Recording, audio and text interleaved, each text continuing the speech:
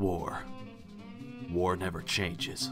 Long ago, in the year 1997, Fallout released as an isometric RPG that gained a massive cult following. After the franchise ran dry, Bethesda brought it back to life as an action shooter with RPG elements in 2008's Fallout 3. This, and Obsidian's 2010 follow-up, Fallout New Vegas, were distant departures from the formula the Interplay classics had created. Those games were highly praised, but fans of the originals were disappointed that they weren't pure RPGs. So, yeah, I suppose war actually does change, how about that? But with the recent release of Fallout 4, I think it's time to step back in time and ask ourselves, is Fallout New Vegas any good? An important thing to note about New Vegas is that it runs on the same engine as Fallout 3, yet was developed by Obsidian and distributed by Bethesda.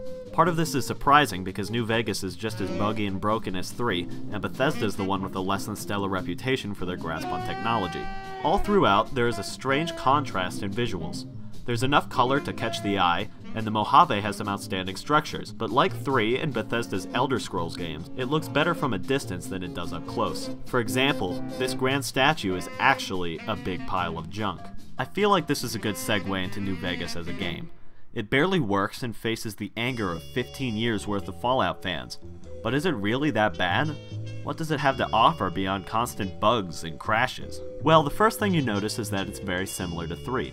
It's brighter and has a western setting, but like the capital Wasteland, it's filled with monsters and political alliances. But 3 is more of a fight over ideology, while New Vegas is for conquest. Because of this, the impact of the conflict is much more compelling.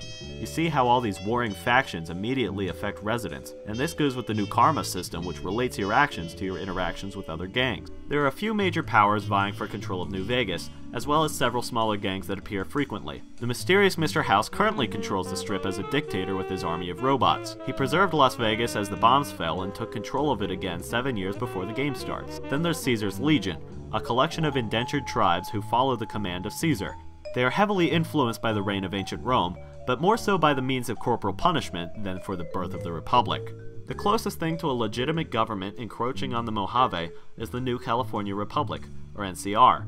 They've come into Nevada with the stated mission to civilize the West, but are actually more concerned with extracting power from the nearby Hoover Dam. They are stretched far and thin and are struggling to stop the advance of the Legion.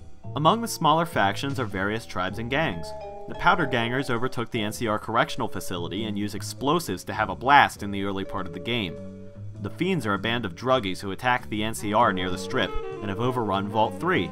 They have no real goal and are so far gone they threaten cannibalism for fun. The Great Khans are a struggling tribe based at Red Rock Canyon. I personally have a soft spot for them, even though they're the ones trafficking addictive chems across the Mojave. So now that the factions have been sorted out, you can see some of the appeal. Weaving through a tangled web of politics is every bit as interesting as shooting your way through a vault full of fiends. There are so many options that no two playthroughs will be especially similar. The side quests are what make this game, but with so many of them available I can't go into great detail. Most side quests range from a boring fetch quest to easy ways to make caps, but some of them can be very difficult and rewarding endeavors that expand the universe and gameplay by some great multiplier. My personal favorite is the activation of the Helios 1 satellite array, where you fight hordes of robots to concentrate the power of the sun to a point that makes magnifying glasses everywhere jealous. However, there is a storyline. As convoluted as it is, I don't believe it's that important and I'll be grading it on a curve. This is because it encourages exploration, which is far and away the strength of the game. If you're weary of spoilers, skip to the time shown on the screen. I won't judge. Go ahead, I'm waiting. I'm waiting for you. Go ahead, skip. Skippity skip. Are we good? We good now? Alright, cool, spoiler time. You play as the Courier, a mailman tasked with delivering the Platinum Chip to Mr. House. You're then ambushed by Benny, leading man at the Tops Casino, who steals the Platinum Chip and shoots you in the head. You're revived in Good Springs by Doc Mitchell, who sends you on your way for revenge against the man who shot you. On the way, you break hostage crises in Prim and Boulder City before paying your way onto the Strip. Once you arrive, you may drive Benny out of town, as well as ally with one of the major factions. After meeting Legate Linnaeus at the Strip, as well as the ravaged ruins of Nipton, you can make the pilgrimage to the fort, operating base of the Legion and home of Caesar. Here, you find and execute Benny while using the Platinum Chip to uncover an underground network of Protectron robots under Mr. House's control.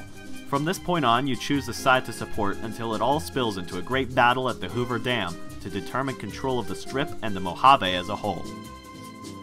So is the story any good? I'd say it's feasible. Most of the fun in my mind is in the political battles, but the gunfights are fantastic as well. The adventure is used to justify the travel and to showcase the most developed areas of the game. What's powerful is that it can make you question the legitimacy of different kinds of rule. Do you prefer the cynical democracy of the NCR or the heartfelt dictatorship of the Legion?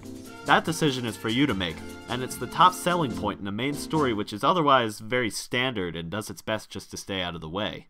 If this is all the story we're working with, the open exploration must be great to compensate. Fortunately, Obsidian outdid themselves in this game. There is no shortage of interesting environments to encounter. There are plenty of markers on your map so you can find new adventures across the desert. Beyond guided quests, you are free to wander and kill as many enemies standing between you and salvage treasure as you so please.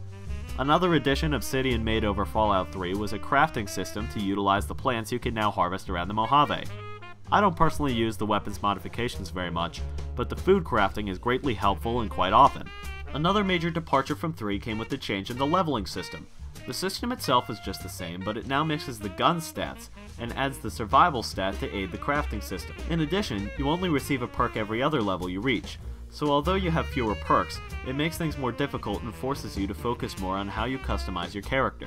Gameplay-wise, New Vegas is just like Fallout 3 in many respects. You still go galumphing about in a ruined America, carrying enough heavy infantry to colonize sub-Saharan Africa. Just like 3, you can either shoot freely in first or third person, or you can use up your AP to open VATS. Like in the previous installment, VATS allows you to stop time and target specific body parts in a slow-motion cutscene. One area in which I believe combat is vastly improved is with the inclusion of a true scope outside of sniper rifles. I find this greatly beneficial to the flow of combat, as it allows for a better usage of ammo and less of a reliance on VATS.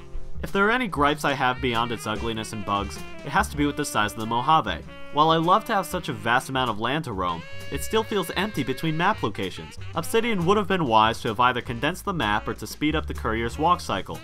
Seriously, you move slower than the last bit of ketchup in the bottle. Come on, man. So if you can look past the graphical mediocrity and high frequency of crashes, Fallout New Vegas is one of the best open world games available. And if there isn't enough content there to get you to part with $10, the Game of the Year version with all of its DLC gets my King Crunk seal of approval, as all of the additional content really is worth it. Plus, the modding community has been all over it, giving you endless hours of old western entertainment. So while war never changes, the Fallout series certainly has. Fallout New Vegas is the best game and one of my favorite franchises. Pick it up if for some reason you haven't already. Thank you for watching my New Vegas review. If you enjoyed this video, please consider watching my reviews of Undertale or Grim Fandango. Leave a rating and a comment, as I take any suggestions to heart so I can make my videos better. I truly do care about making my videos better for you guys. If you enjoyed, go ahead and hit the subscribe button if you haven't already. Thank you. This has been King Crunk, signing off.